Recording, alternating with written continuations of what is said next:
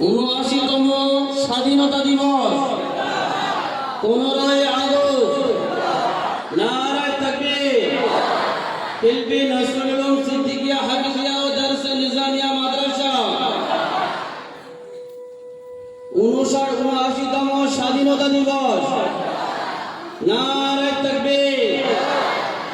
শাহ ওলিউল্লাহ দেওবন্দি রহমাতুল্লাহ আলাইহি, মহাত্মা গান্ধী, নেতাজি সুভাষ চন্দ্র বোস, ক্ষুদিরাম বসু, আশফাকুল্লাহ খান, হুসাইন